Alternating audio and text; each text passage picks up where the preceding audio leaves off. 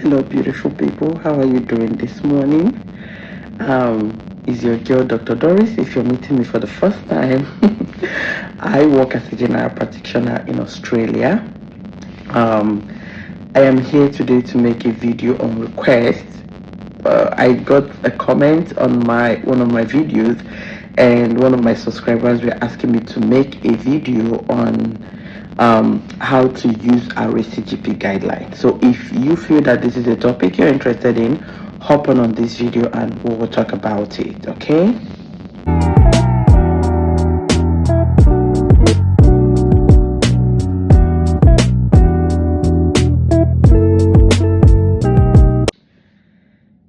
Hello. So RACGP guideline. Okay, lots of people want to know how to use it. Now I'm going to answer your question and make it very easy for you to understand. Is there a book called RACGP guideline? No, there is no book called RACGP guideline, though there is a PDF paper that has few guidelines that is called RACGP guideline or the red book. Okay, but it has some guidelines, not everything. It just has all the public health guidelines, like how to manage the screening method for breast cancer, bowel cancer, testicular cancer, you know, those kind of guidelines. How to manage obesity, how to screen for impaired glucose, how to screen for diabetes. Those ones are different. But even at that, say you're trying to read about myocardial infarction and you want to search about it. Now, you have to go to Google, type myocardial infarction RACGP guideline, and then you search. So when you search, you will see a lot of things will pop up. There will be so many things that will pop up, but you will choose the one that is most relevant to you.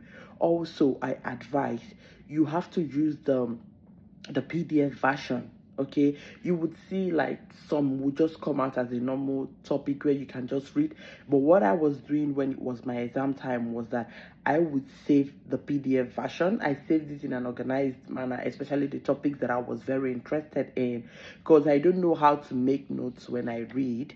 But I advise, if you love making notes, if you know how to make notes when you read, if it's your thing, please do it. Like when you finish reading, make your notes, at least small things that are important to you, that probably, like, say from 1 week to your exam you will start reviewing your notes. I didn't know how to do that. It never worked for me. Even when I was in med school, I found that each time I studied and made notes, it always made me fail. So I don't do it because it doesn't work for me. What works for me is reading over and over again. So if I had read something before, I just underline things that were really important, things that struck me that I needed to know. So when I come back again to read that thing the second time, I'll just take note of those things that I specifically underlined. That is how I studied. So that's why when I was using the RACGP guidelines, so what I was doing was I was saving all the topics that were relevant to me.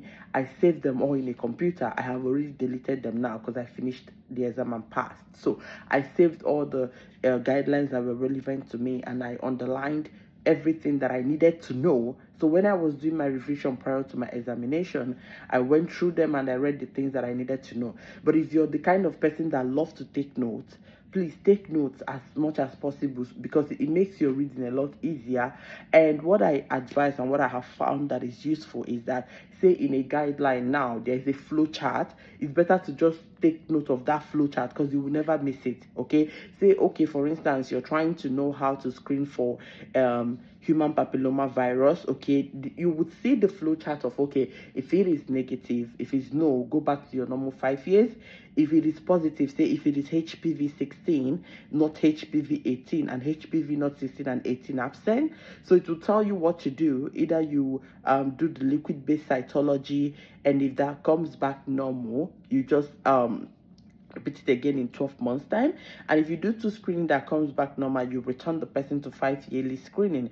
But if it is HPV 16 or 18, you have to send the person to go for colposcopy. So everything is written down there on that flow chart. So you see flow chart, take the flowcharts that you see very seriously. It makes your reading easier and it narrows down how much you have to read.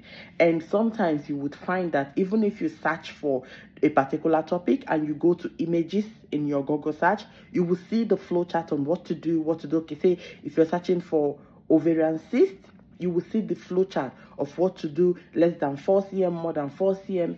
Even if you're also searching for pneumothorax, you will see the flowchart. If it is spontaneous pneumothorax, say the person is not asthmatic, has never had any pulmonary embolism, you will see what to do: less than 2, more than 2. So all those things are on Google search. Okay. Sorry, I don't know how to project, like I don't know how to project the slide, like project what I'm trying to say so that you can have a better image of it.